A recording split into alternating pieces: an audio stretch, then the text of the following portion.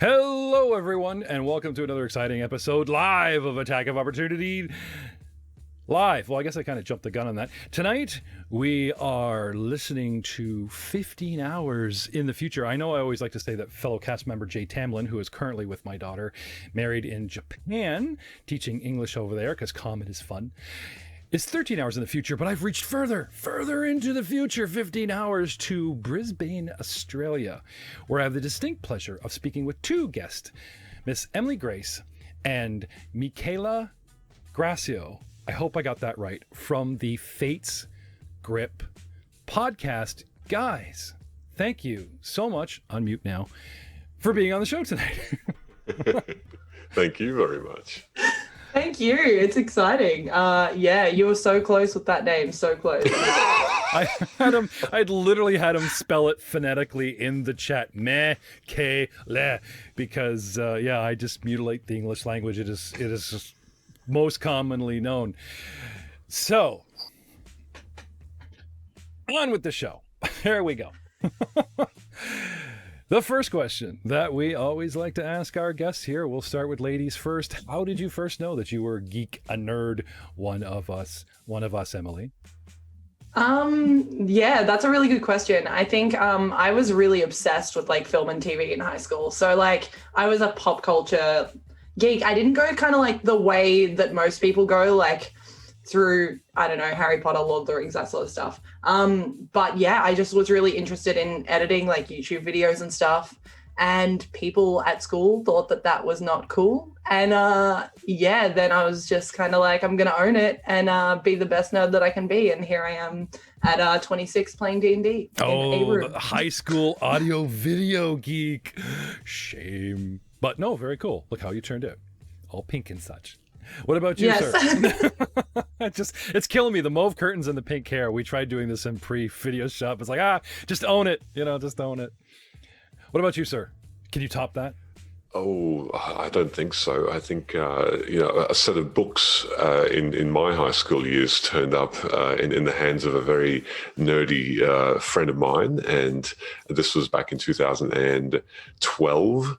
And he just had version 2 of the Dungeons and Dragons. And we played for a bit. And I ended up turning into a Titan and yelling obscenities at people who ran away from me, and that, I think that got me hooked, and I think slowly this group just molded together, and in one side of a 7-story classroom block of cement, every day we just poured over the rules and over these books, and I think that, and then Morrowind, the computer game that Elder Scrolls made, it just drew me into just such a fantastical setting of story and combat and voices. I was hooked almost at the same time in both aspects, and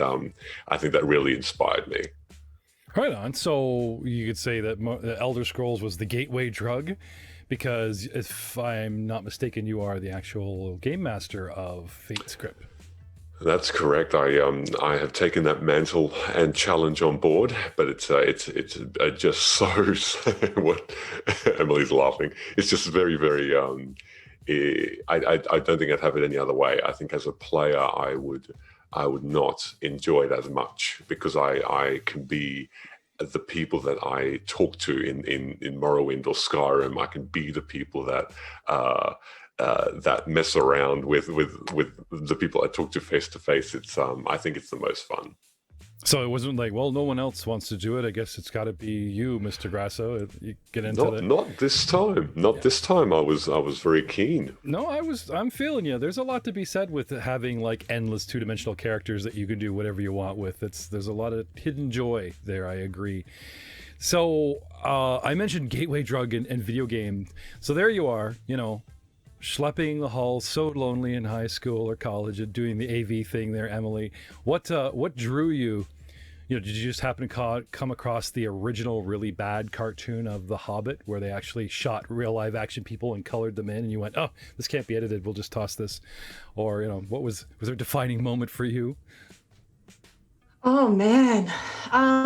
Look, I want to say that my defining moment was when everyone told me that I was a nerd. But no. Like honestly, I think like for me, when I really dove into film and television, I made my own YouTube channel when I was like an angsty teenager. And I used to, post vlogs like everyone did back then. And it kind of became like my online diary to the point that it was so personal that now, again, as a 26-year-old, you cannot find that YouTube anywhere. It is archived and deleted. It will never see the light of day ever again. But like moving from something like that into Dungeons and Dragons, as I got older, I started working at conventions. I picked up a gig originally for free as a guest minder. So I'd just wander around with some of the guests at the very, very small and lackluster version of Australian Comic-Con with guests, and everyone would talk about Dungeons and Dragons, and I would be like, what is it? And so I actually met Michele even though we worked together, at a convention, like properly. He was there meeting a couple of the Critical Role cast, and I was kind of the one that was there giving him his photo. And I asked him, I was like, I need to know more about D&D. And I asked a couple of people who are also in our group, I was like, you need to tell me more about this game. I ended up going and watching a couple of sessions of just a random campaign. And I was like, man, this is cool. And my social life has died ever since. And we've been playing D&D together ever since. Yeah, okay, so picture the scene. There's Matt Mercer with his arm draped over Grasso going, who's your friend? And you're going, yeah, this is cool. I'd say that. Yeah, I'm pretty sure that's probably what sucked you in there. It was like, hi, I'm Mr. Mercer, and this is my friend, Mr. Grasso. His voice is cracking. One day his balls and his voice will drop. But, right now, say hello, Michael. Hello. No, okay, well, Mercer does all the talking. And but I see you two at least stayed in touch, and now you got a game going. It's Mike, how old are you?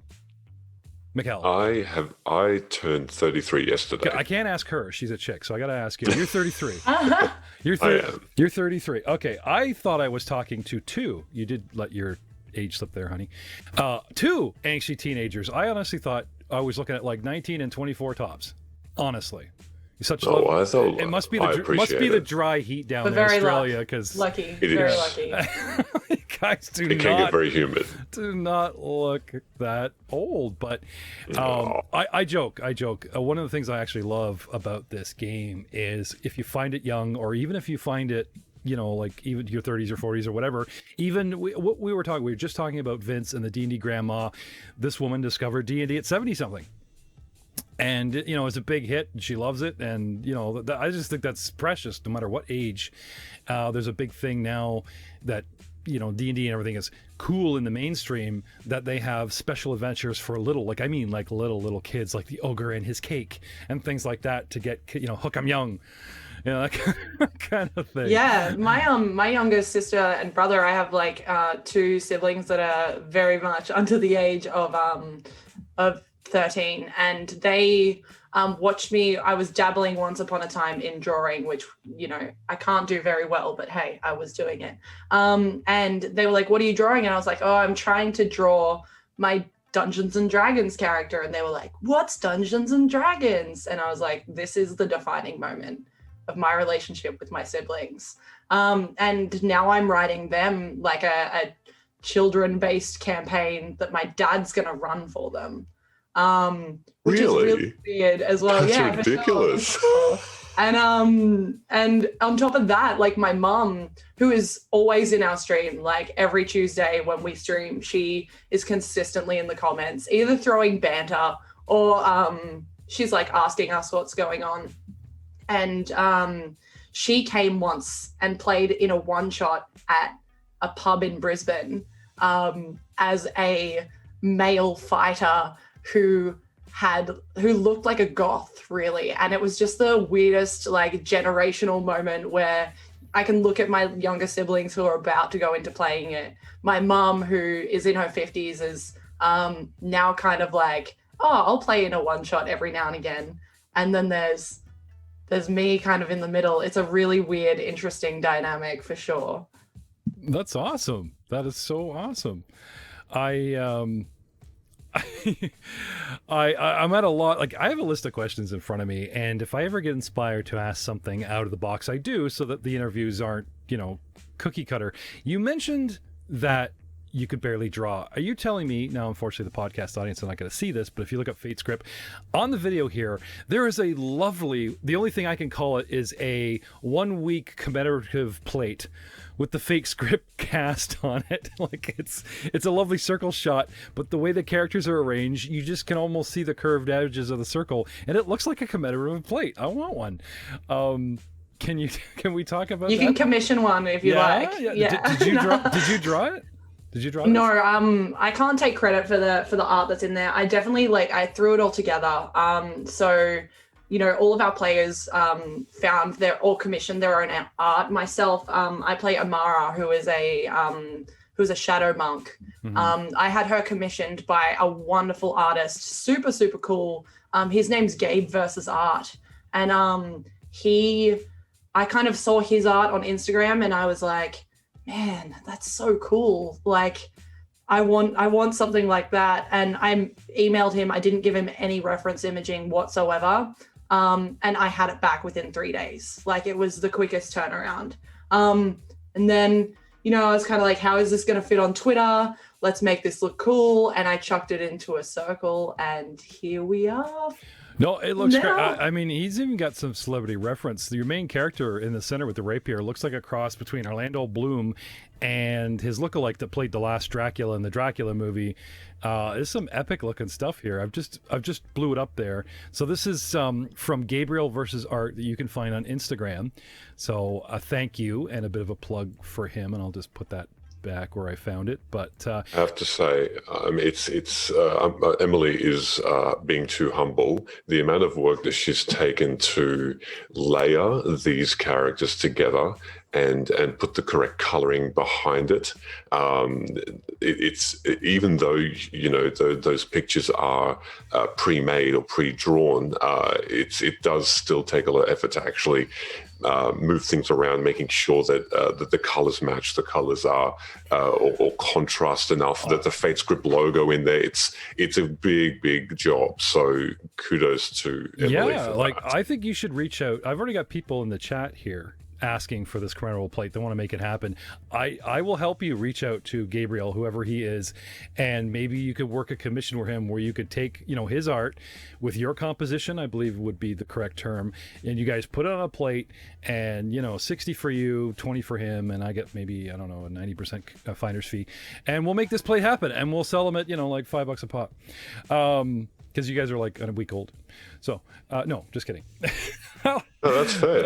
It's true. We are so here's the thing, like, when we started streaming, we never expected to be, this sounds really lame, we never expected it to be putting as much effort into it as we do. Like, this was really hey, let's stream and see if it is fun, and yeah, it caught on, and here we are, like 2 months old stream wise. We just made Twitch affiliate, and now we're 400 followers deep on Twitter. It's pretty unbelievable. 450. Yeah, there you go. Congratulations. No, that's great. But we're getting into the long game of streaming and podcast, but there's let me just back up some of the questions here. Just so quickly, so we have an idea. You guys have been playing RPGs. There's family involved and all that kind of thing. What system do you play? What's your go-to system, and what systems have you played that maybe brought you to this point? Again, you're talking about like a D&D 2, 3.5, well, etc. for let's start with Fate Script, which you're both involved in, and then ask you each individually, like, what were you coming up through the systems? You already mentioned version 2, which I believe you mean 2nd edition D&D. Second edition, absolutely. So we started there certainly with to hit armor class 0, which was a fantastic system. 3.5 was probably something I've played the most, but at the moment we currently play the version 5 in Eberron. Okay. So we are version 5 in Eberron at the moment. And I think in terms of simplicity and fun, it certainly is up there with the best. And I'm certainly not a rules Nazi. I don't know all the rules, so it's just a bit of fun where I think having a setting already in place makes it easier for me as a DM to tell a story, or to actually put more effort into the actual story. However, I am trying to make a 5th edition world of my own as well, so we'll see how that goes. Oh no, hey. Homebrew is where we're at now. We here at Mongers, we tried to find angle, and we decided maybe to possibly lure some rules lawyers in. We play raw rules as written, but doesn't mean we're against homebrew or homebrew pods and everything. And again, another reason why we've reached out to you, that we found the show is a bit repetitive because nerds have a very basic love of this video game, this movie, and I started getting, a lot of the same answers. So I kind of dug in my fishbowl of Twitter, and it's like, I need something different, I need something new. And I was like, oh, I've interviewed Michael Casevan twice, and he's my only Australian. No, I didn't pick you guys just because you're Aussies, but that's kind of neat. I picked you guys because the initial vibe, you look at the art on your little Twitter logo, you read the bio, and the tone that you get from the first couple lines, and you dig a little deeper and you pull up a podcast, maybe episode 4, maybe episode 1, and see what kind of impact. And yeah, there's audio quality and there's type of thing, but you skip through and you listen to the love, the laughter, the tears, and the chemistry. And for me, it's always the chemistry of the people that love the game and are, shyly embarrassed, but you got to have the stones to put yourself out there on the net, and to get any feedback, positive or negative, turns into your chemistry. When you guys are having a rough time on the net, the players or the characters, it might even inspire them to dig deeper. Okay, guys, we got to do better. Look at all these crappy comments that Jeff's getting. He's got to dig bigger. It's all Jeff's fault. Jeff, why are you making us play this game? We wanted to do this, and you made us do that. And look, there's these comments right here. So we mutiny. But after you tell them, who's paying for everything, and you thank them profusely, and maybe have them over for dinner, and then drug them, and that type of thing, and make them a little bit more susceptible to suggestion. There's Don't ways. Get any ideas, Michele. There's ways around these things, and then you go back to streaming, and again, maybe you get some happy comments from the fans. But point being, big or small, you gotta love doing it. And I don't mean just playing. Yeah. You gotta love putting on a show. Let's put on a play, guys. Not everyone's cool with, my wife hates having a camera microphone in front of her, but I've talked her into being on a couple shows, and now she's going to be in our Starfinder show. It's not for everyone. And it's not necessarily a big look at me, because unless you're doing a live show like this, you don't really have that look at me vibe. If you're doing a show that's just recorded, or just a pod that's not streaming, it's just you and the camera, click, rewind, oh crap, let's edit this, type of thing. Then you bump it up to live stream, or like you said, you guys just wanted to go all in. Let's try live streaming. Let's, the giggle fest and all that's going on. I say kudos. Yeah. Big or small kudos. We poor Michele. I've got something to add when you're done, Emily. Actually, you know what I'm gonna say. I can feel it. I feel like you know what I'm gonna say. But when we started streaming, we started doing we were using Roll20, and Roll20 was kind of just our map system, and the only reason we were using that was because we were all having to play remotely because of the virus. Now we're back together. We were like, oh yeah, let's just, chuck a couple of tables down, we get some cameras, it'll be fine. We did that, and then it became kind of like a game to impress Michele with weekly random upgrades that he didn't know was coming. So the first week it was 2 cameras and a mic. The second week it was colored lights. The third week it was me 10 minutes before the stream on a sewing machine trying to pump out some tablecloths, and then we got backdrops and frames and that sort of stuff. So it never really became about let's see how we can impress our viewers, which obviously we also want to do, but it was always about how can we make the game fun for us, not sacrifice our game and, you know, what makes it fun and what makes it fun for our DM as well. But also like elevates our experience. So now like being, you know, in the middle of a dungeon and being able to change the lights to like purple or blue or red, like that's fun for us, but it also makes the stream look really dope. Yeah, it's more immersive. It's more immersive. Yeah, no, I'm totally down. I love the static gray shimmer silver curtains you guys got going in your stream. I was like, we fought with backdrops and now we just use Zoom and they pop up their character, or we do overlays. But like in the beginning, because we're not all around a table like you guys are, we're online, we were like, you know, what do you do for a backdrop that doesn't distract? If anything, lends to the story. It's more like immersive. And if it changed, you know, what we could do. So I greatly respect even how a simple throw rug or curtains could just change the atmosphere. No, I totally get it. Like in the studio, you got to keep it new. It really is sort of such a surprise when they every week they just came in with more and more stuff. I didn't really expect such a commitment when I was also thinking about doing the stream side of things. To be honest, Jeff, all I was thinking about is, one, I'm not very good with video editing after the fact. Two, I want it to be natural. I want it to be appealing to everyone, because I want live gives you much more of a real emotion instead of editing afterward, whereby it can seem unnatural. It can seem made up. As it were. So I think on top of just the amazing, and I know eventually we would have needed to come to that. We would have needed to have the set, you know, have it look good. I just didn't expect it to happen so soon, let alone behind my back. But the studio's in your home, like they just invade your house with curtains and shit. Like pretty much. Not even my home. Not even mine. Another player in the stream was kind enough to lend his Rook in the stream was kind enough to lend his a room in his home to us, and so I take my enormous PC computer, I take my enormous monitor, I cart it over there every week. With the excitement, we set up and bring down the set every single week.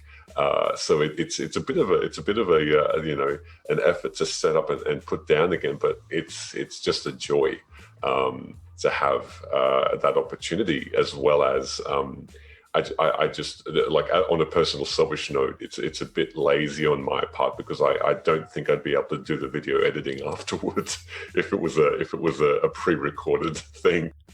Actually, you know, there is I'll give you a negative point that might make you feel better about setting up, is you lose your social aspect.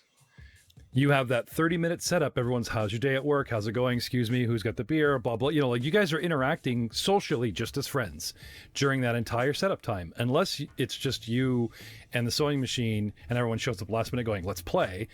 That kind of sucks. But if you get people on early, one thing we were doing is the guys come on and we start half an hour early while I'm just quickly setting up tech or whatever, so they can talk to each other. So that when the last man comes online, oh, you're late, but, you know, guess what? Okay, now we're going to play because it's 7:30, or now, you know, we're at that time breach or whatever. Sometimes we even have to start without them. They do miss that intro, that time to be social, just like, hey, how's it going? Things you can't say live. Talk about your job, which is irrelevant to gaming. Talk about, you know, the three things we try to avoid to talk about. And as soon as you run into your best friend or your buddy, it's like, hey, let's talk about sex, religion, and politics, because that's what's on the news all day at my job, right? That kind of thing. So I think as well it helps, like, for us that we're like, we were all friends before this, right? So we all work together, funnily enough. We're all work colleagues as well. So we do kind of see each other all the time. That, and, you know, socially, we definitely try not to just do D&D. So, which is why we only stream once a week, because trust me, if we could convince Michele to stream more, we would. Yeah, we're all really close, and I think that helps with our chemistry in game as well. Like, hopefully what people see when they watch our stream is just a bunch of friends kind of goofing off and telling a story together. That's kind of really all we're aiming to be, more than anything. Oh no, that's That's totally cool. One thing that got us doing this is my wife brought home her coworkers, and I had one of their coworkers teach me Pathfinder while I was behind the screens. And this sort of accepting a rules lawyer that was a player became a thing after we played first, second, third, all those editions, which we never actually got to answer. So quickly, Emily, as I copy and paste the chat, because I realize you guys can't see it, into this chat so you guys can see it. Games, systems that you played coming up until this, what were they? Can you list them? Man, really, like I was really new to everything. Like, this is probably the most controversial thing I'll say on this stream, but like I didn't even own a gaming console until this year. So like I was really kind of thrown into the deep end with D&D. I never played any earlier editions. I'm kind of the worst tabletop roleplay nerd ever. Like D&D is really, this is my second ever campaign. Like I played in an Eberron based campaign, which was never a stream before this.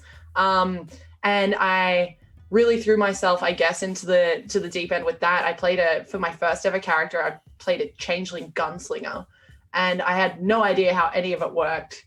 And then, you know, Michele's going to be real humble and say that, you know, oh, I'm just a cool DM and these guys love me, sort of thing. But you have to understand that like Michele is the premium DM in our workplace. So like we had to convince him to have us in his game, because there was so many people that just wanted to be a part of this game. So it's like me approaching Michele and being like, hey man, look, I really need to be in this game, and here is a case as to why.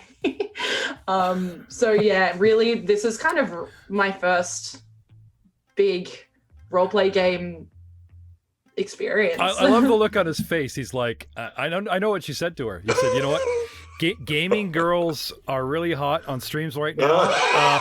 We got to do something with your hair. Dye it some other color besides that drab brown, and I'll think about it. Look. It was a tenuous interview process, I have to say. She had to be 3 different characters. No, I'm kidding.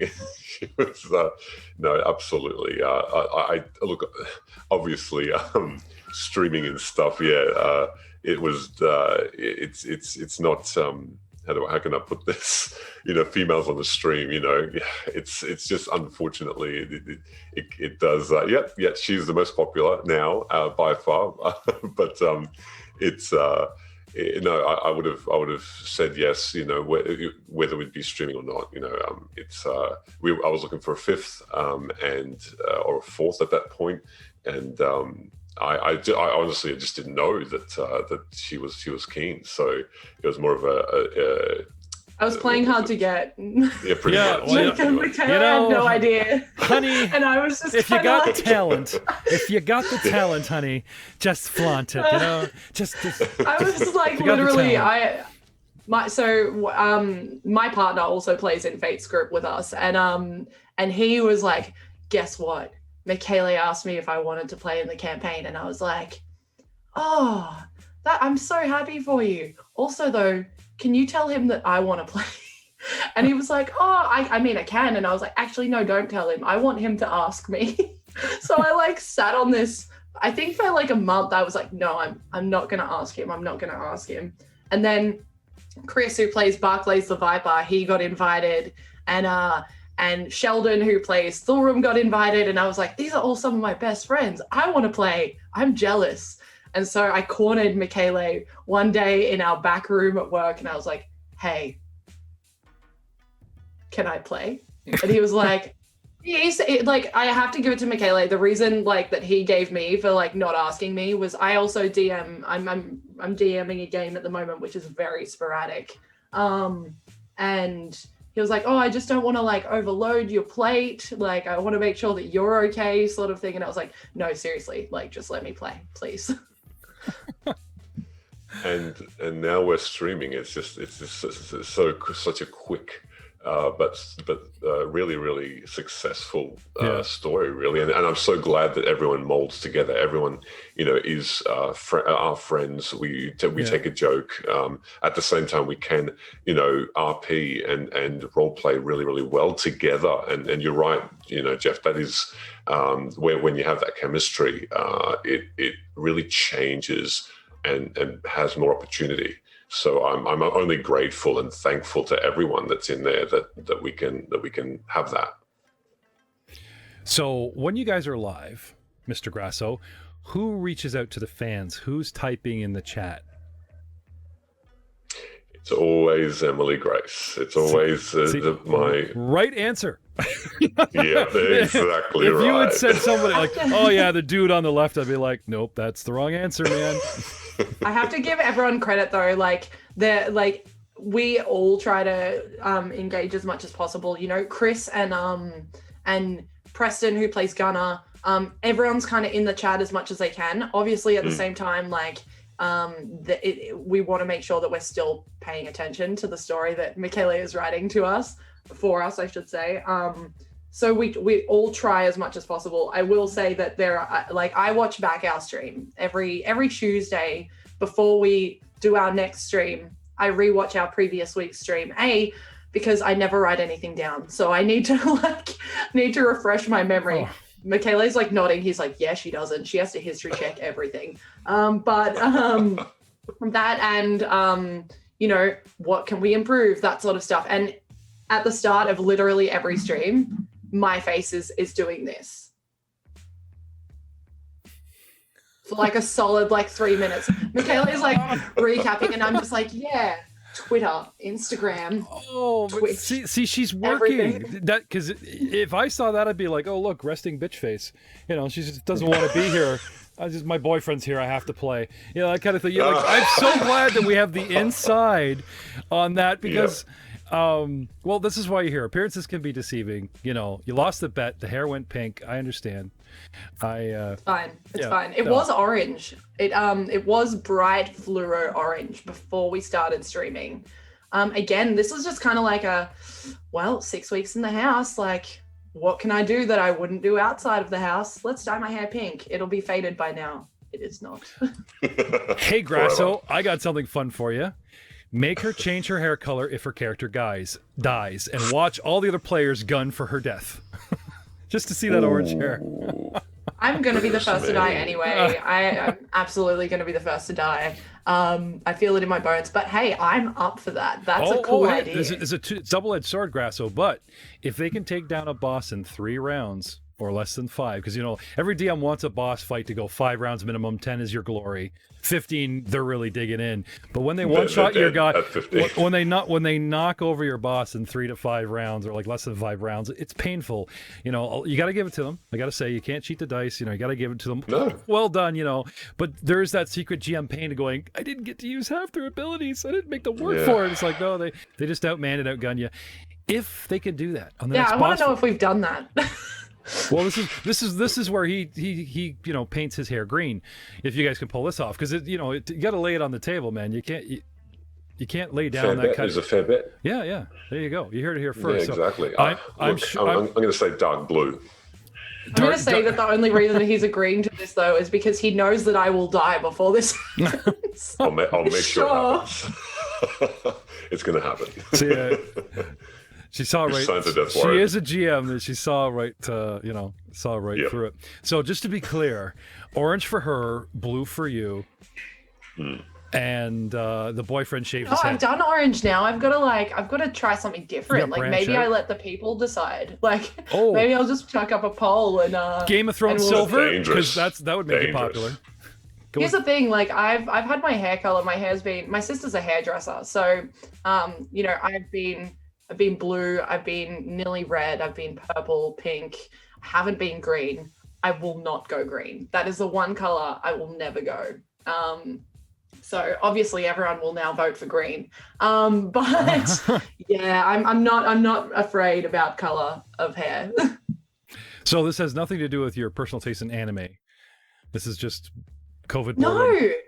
No, I never got into. Do you know what? Like, I really missed the boat on a lot of things. I was such a huge film and TV and music. Music was huge for me. Like, I was one of those scene kids that loved Panic at the Disco and Fall Out Boy and thought I was too cool for school. So like, I really missed the boat on a lot of like really important parts of pop culture that really influenced things like D&D. Like, I really went through the music and film side of everything more than I ever did through anime and gaming. Right on. Would you consider turquoise? Chat wants to know. It's not quite green, maybe an aquamarine blue. I'd be happy with turquoise. We are. I will say that is my mum. So that is my mum in the chat. So she's like, "Hey, I'll do it. I'll dye it." Oh, that's great. That's great. Thanks for the support, Ma. But we're way off script here. Not that I don't absolutely love it, but trying to get back to the professional grain of things. Where do you guys make your magic? Where do you create your content? Where are you guys located? Whose home do you invade? Where are we going out live? Tell us, do tell. Yeah, so I mean, the magic happens in little bits every day. I've got a document that I have on my phone that's 46,000 words at the moment, and that's over the course of the 6 or 8 month period that we've done this story. So, And it's just an ongoing recap, ideas, all sorts. And it just happens at home in my little house. In terms of the story itself, when I'm looking after my son, I'm writing. When I'm at work, I'm not thinking about work. I'm always thinking about what encounters they're going to go into, what new challenges they're going to face, how I'm going to set a particular rule up in my own mind. It's an ongoing, fluid, amazing journey that I've always have in my head. And that thankfully, like I said before, Emily's partner's house is where the magic happens. Packing everything up and setting it up, taking it all down after every week. A lot of work that everyone puts into it, which I'm eternally grateful. But one that's it's becoming really fruitful too. right on. So getting to dating a couple things, how long have you guys been creating this content? Do you just have the one show?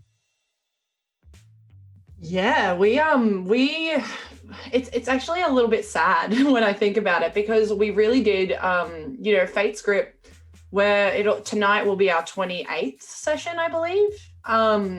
And the sad part of this is that because we never planned this to just be a show. We planned this as just a fun campaign between friends.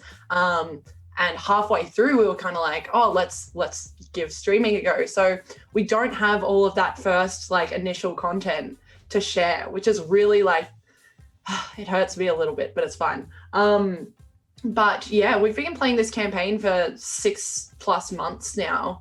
Weekly. We did have to take a break just with the whole social distancing thing for a while.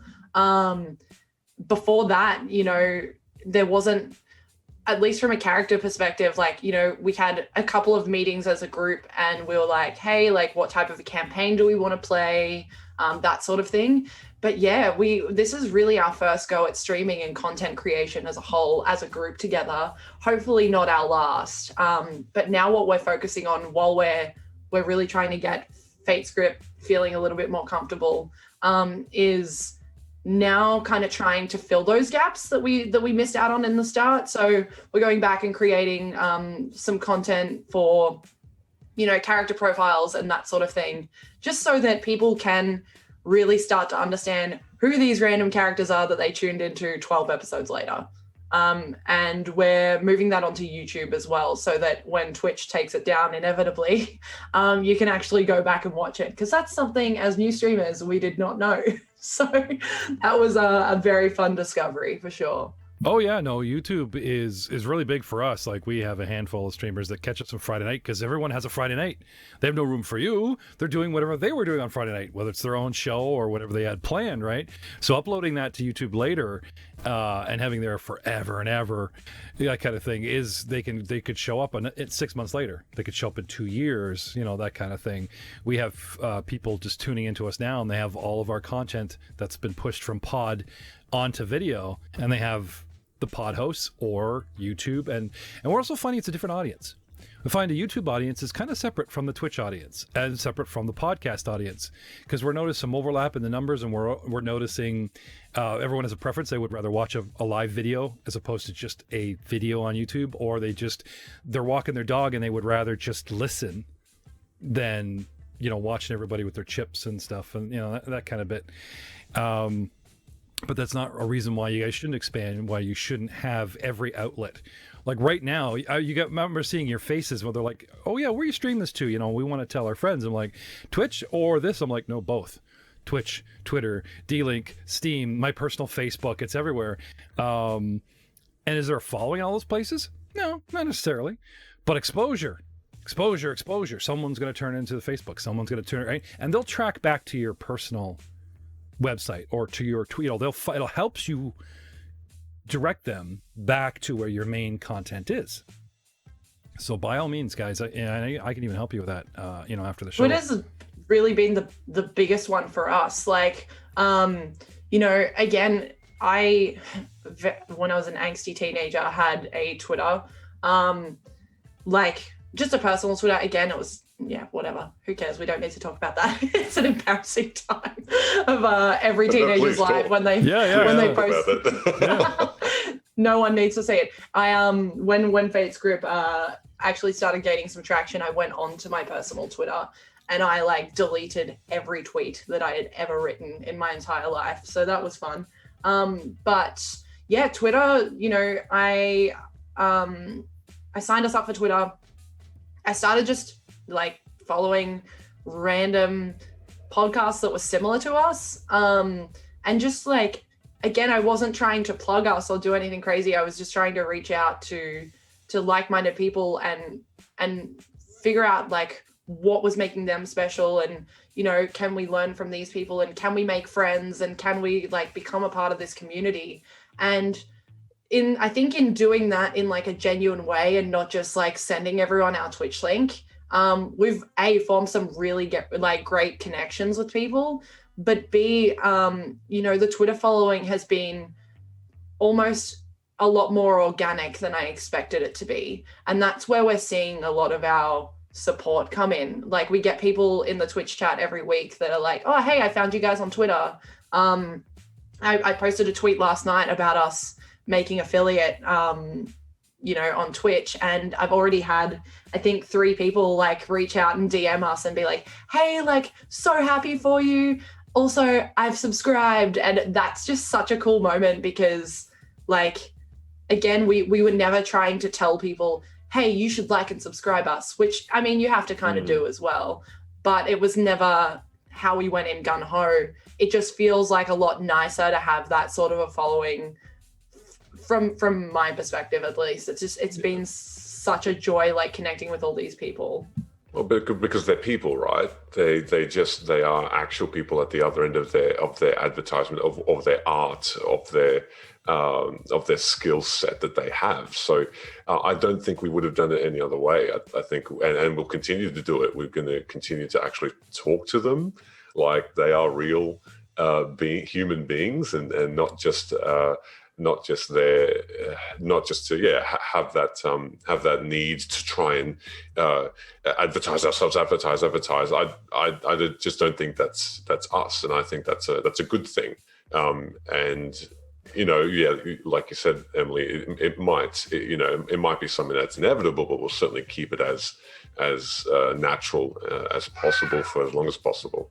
Well, you guys left your mailbox open. There's Twitter handles that don't have that personal message mailbox, And that's the easiest way for someone like myself to reach out to someone one-to-one, genuinely. They're my future victim / guest. They just don't know it yet, and reach out. And I remember seeing the happy joy from Emily coming off of Twitter when I said, "Hi, this is who I am. I'd love to have you guys on my show. Here is my show. Here's a couple of links." But I didn't mean it like to spam going, free views. It's like, this is what you're getting yourself into. This is a gauge of my style, how big or small I am. Yeah, I'm kind of small.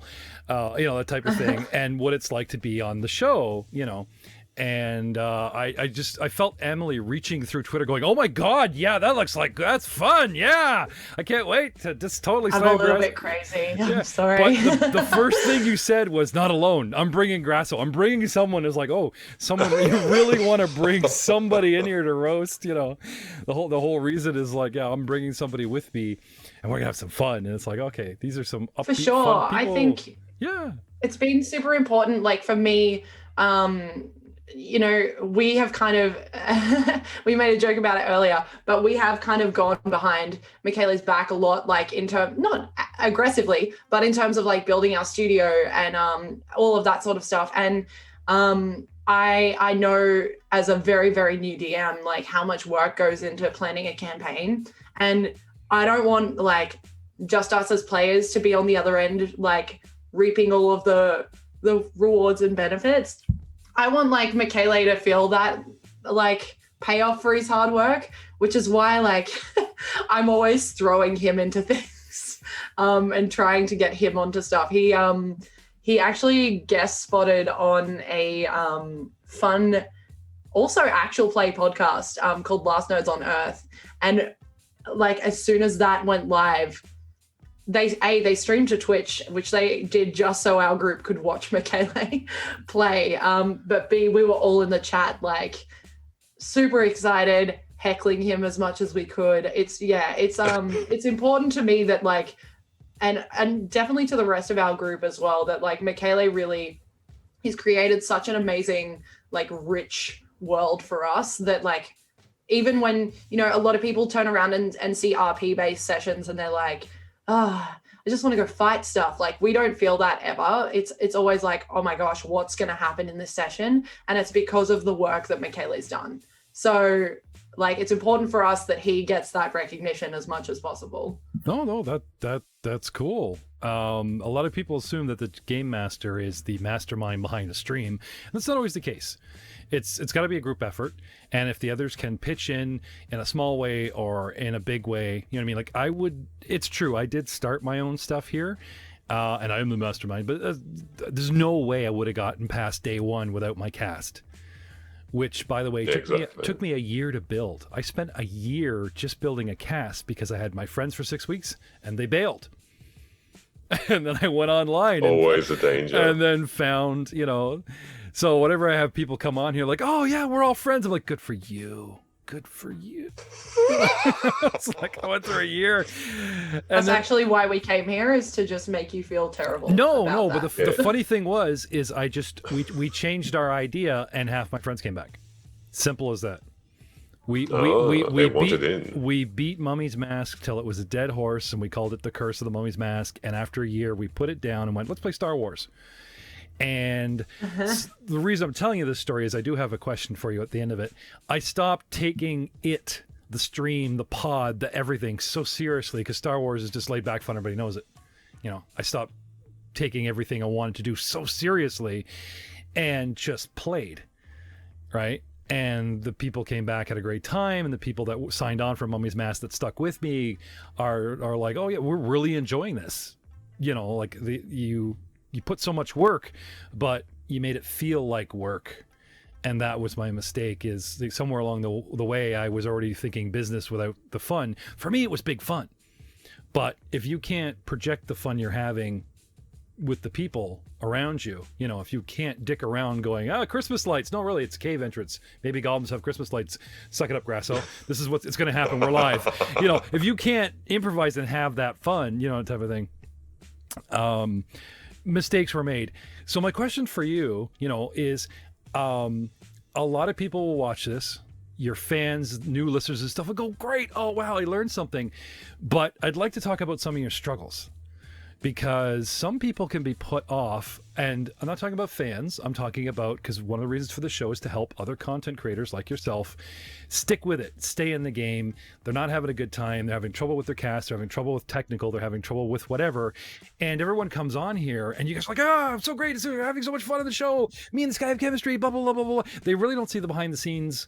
And I'm not talking about drama. I'm talking about, was there any hurdles that you guys had to come over that you could talk to us about that might inspire another content creator? If you could talk about how you did it, how you beat it. So anything comes to mind at all, whether it's an audio, a technical, a visual, a cast, a subject, maybe even the content, maybe even the writing. You're homebrewing a world, man. That's rough. Was there anything in the early,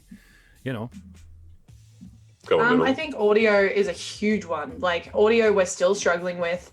And like, even, I think it's funny because even when we were setting up today, like we were having audio issues, but that's, that's the nature of the game, right? Like you can't be perfect right off the bat.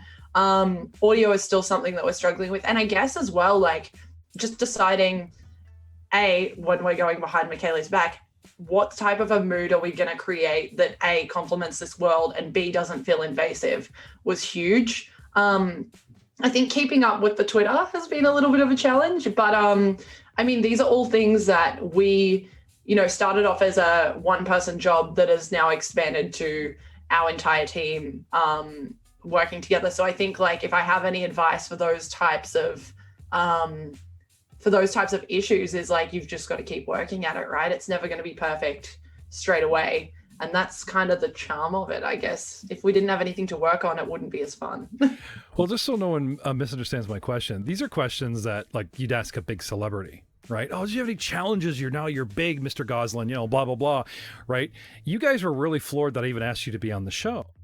And yet you just told me that you, like an agent, arranged for Grasso to be on Last Nerds on Earth that are far bigger than my show, but that genuine, like, ooh, somebody noticed, and ooh, a fellow content creator wants to talk and jam, and that kind of thing. I'll ask you these questions, whether you're nobody, somebody on your way, or just you guys get that first burst of steam going, wow, we're so surprised, thank you so much. I don't take this as you guys rubbing numbers in anyone's faces. What I'm trying to do is, if you're a content creator, a podcaster, a YouTuber, and you're watching this show or listening to this show, the community, don't be afraid to talk to other podcasters. They're all lovely people. They're not your competition. One of my favorite stories to tell everyone is, I just mentioned Mummy's Mask and its curse. I had reached out to Find the Path podcast, and they actually do Pathfinder's Mummy's Mask. And Rick Sanchez, the host and GM, I got talking with him, and I was trying to get him to be on the show and do an interview, and I almost had him, and now he's lost to like being way too busy, and he wants to be on the show, but unfortunately, like, we just can't line up the stars, as it were. And I just kind of let the poor guy be, because he's so busy these days. But in our conversation, I just off-guardly said, I'm doing Mummy's Mask. Like, I want to do it. It's my favorite. Indiana Jones is the bomb. Please don't think I'm going to try and ride your coattails because you've made it a hit. I knew this would sell. I know it's going to be big. Whether you do it, I'm trying to do it, that kind of thing. He said, no. Like, he's happy I'm giving it a go. And he said, I truly believe in the theory that a rising tide will lift all ships. And podcasts and YouTube have become so big from 5 years ago, from 10 years ago, from 20 years ago, and it's just going bigger, bigger, bigger, bigger. And now you have people going, oh my God, I don't want to do a podcast. There's a sea of 5th edition podcasts. I don't want to get into it. How do I stand out or whatever? You don't have to.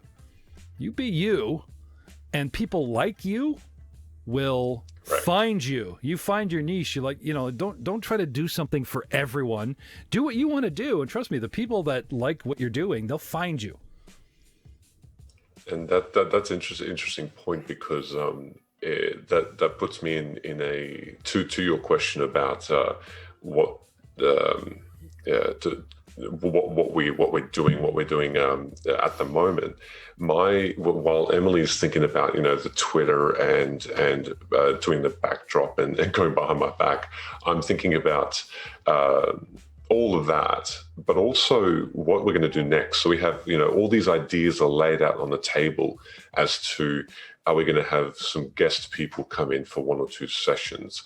Are we going to just put some money in and change the microphone issue? Are we going to? It does. I mean, the one thing that maybe a stream, excuse me, requires that I probably just didn't think about when I started was there's a lot of money aspect to it as well.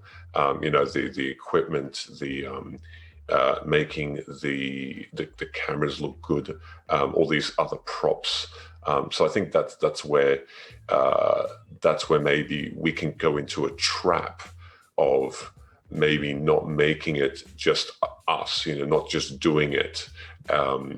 Maybe the challenge is not keeping it as it is, because we are doing well because of the way that we have, the way that we're set up already, and not go into one of those, oh yeah, we're just going to make it like every other stream now, just to make sure that we get viewers, you know what I mean? So I wonder if the point is just to calm down and enjoy what we have, at the moment.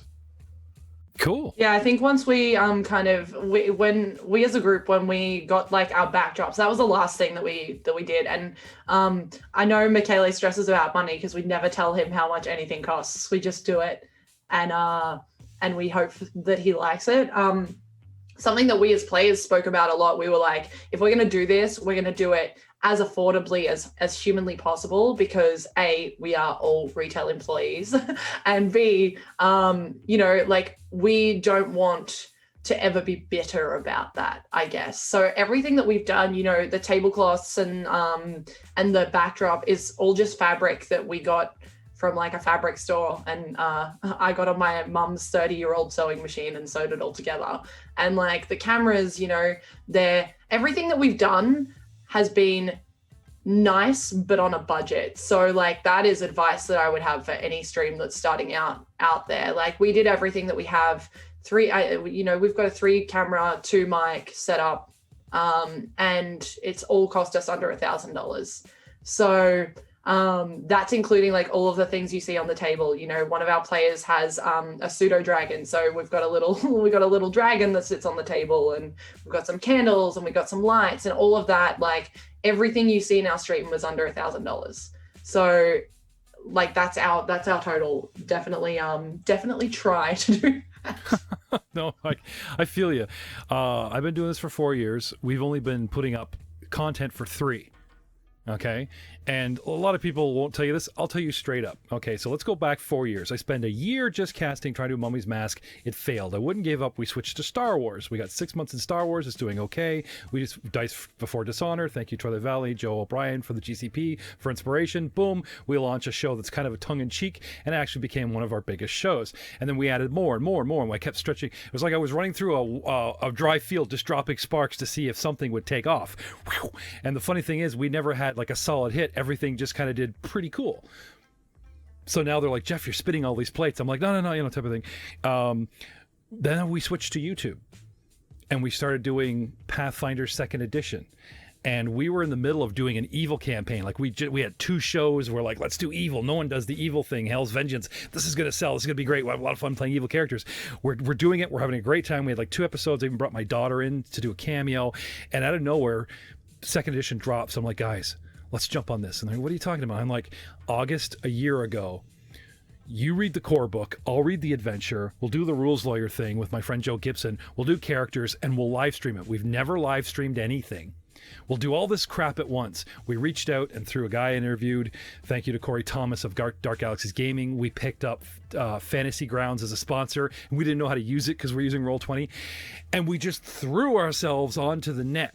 And it is the worst crap I've ever produced, and it's the biggest thing, but it's the biggest thing we have. I have like 12,000 views on episode 1, and then it goes to episode 2, and it's like goink. Because it's fine. And then it's like 2, and then 1, and so. But it's so much fun. They did these 3 dwarves that come down from the mountain that want to open a microbrewery. They adventure just for coin, and it's, as far as our numbers and fans are concerned, it's our biggest show. It's a smash hit. But we took that chance. We just like, let's be the point of the spear. No one else is doing Age of Ashes. Like, everyone will be in 6 months. We need to be the first, right? And we got noticed out of the gate. The problem was we weren't ready. We'd never streamed before and used Fantasy Grounds before, and we just faked it till we made it kind of thing. You look at episode 4, it's far more polished, a smaller cast, yada, yada, yada. My point being, you got to do that stuff for yourself. I am 4 years and $4,000 in the hole, and I wouldn't have it any other way. In year 4, last year, I started a company. I called it Dicewise Entertainment, so it can be in debt instead of me. Did taxes this year, and thanks to Patreon and a whole bunch of cast members more than fans, but we do greatly appreciate our fans that are on Patreon, even if we, nickel and dime them kind of thing. I believe I reported a little over a year, so there's 12 months plus a couple months would be about $1,200. And again, most of that was just from cast members and family that felt bad that I had spent all this money. And no one ever approached me on it. And I said, well, I gave up golf, beer. I haven't even really played my Xbox a lot. Like, I'd be spending this money elsewhere on a hobby. This is my hobby now. This is my obsession now. This is where I want to put my extra cash and grow it. So it's not an expense. It's fun. It's fun for me. I don't mind that I spent that money. I may never get it back. I might never make it big, but I am exhausted and I am having the time of my life. And I hope anyone, especially you guys, can get to that point and surpass it, where it's effortless fun. Where really this was all just a ruse for us to like turn around and say to Michele, now you can never have any other players but us in a campaign. Like that's really where this came from. We're gonna go on a bonus round here because I'm out of town, so really fast. Emily, if you don't know, these are optional questions, you do not have to answer them. Emily, what do you do for a living? Okay. I work in IT. Okay. Grasso, what do you do for a living? Retail worker. Okay. Emily, what's your latest project? Anything to do with this, whether it's this show or something else? Don't tell me more curtains. Yeah. Pretty much this show. Yeah. That's really it. I don't know what else reaching? I have. Well, you said you're kind of like his agent, right? You reached out to someone, you got him on this show. I reached out to you. I got to you on this show. Is there another show you guys like, another crossover or another cameo or something outside of this that's still part of the brand that you're working on? Yeah, so I just did myself as a player. Wow, I can't speak now. I did a interview yesterday with DM Zach 007, so that goes up soon. Where, like Michele said, we're looking into maybe getting some guests. And we are doing one-on-one interviews with Michele at the moment as well, just talking about like the origins of our characters that you'll see in Fate's Grip. So I'm kind of juggling all of that at the moment.